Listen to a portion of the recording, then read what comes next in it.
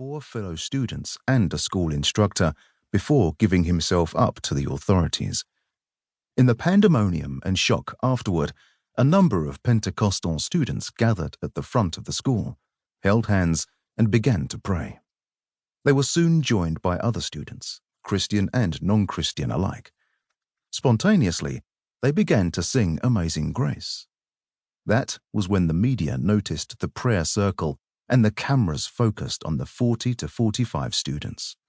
It was on the national news that evening. Perhaps even more remarkably, this song that was written by a former slave trader has been taken up by African American congregations and made their own. This was true before and after emancipation in America. Amazing Grace became a song of personal testimony.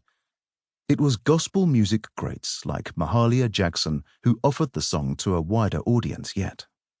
She recorded Amazing Grace for Apollo Records on December 10, 1947. Her soulful version of the hymn was played on the radio in the immediate post-war years and helped to move Amazing Grace into the popular consciousness once and for all. It was there to be sung during the Civil Rights Movement. It was there to be sung during the Vietnam years. It was there for everyone who needed a prayer for grace in times of pain and unrelenting wretchedness.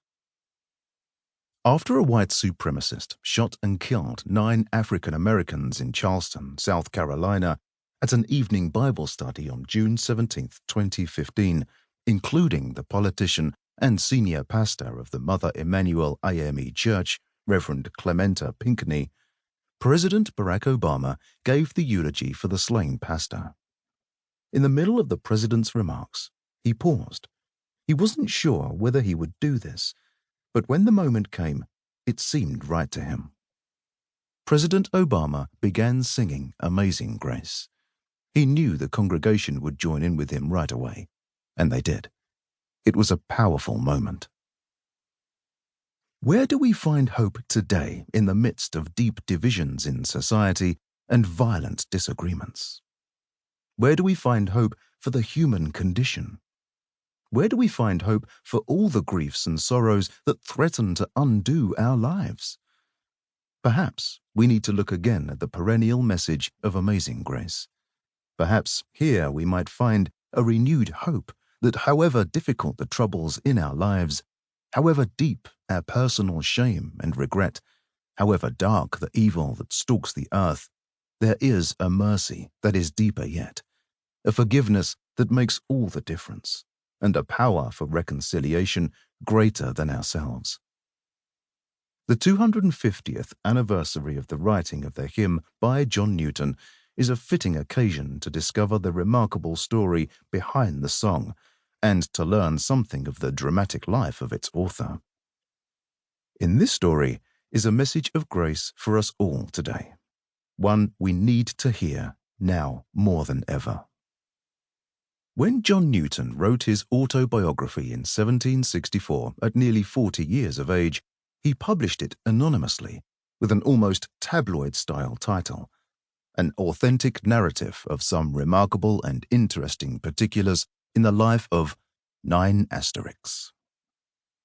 The cover promised a faithful retelling of what would be some extraordinary experiences.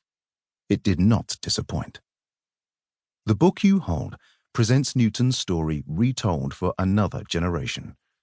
Like his autobiography, it also seeks to be an authentic narrative, taking the real drama of his life and filling out the scenes based on the hints he gave us and from what we can reconstruct from other historical sources.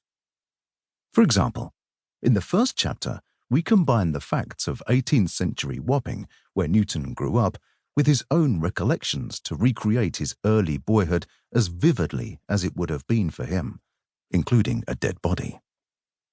We want you to have a front row seat to his biography as it unfolds in real time. Importantly, though, we have used our imagination not only to add color or to embellish an old story, but also to enter as fully as possible into John Newton's mind and his world at every stage. We have based these imagined scenes on the many sources he left us.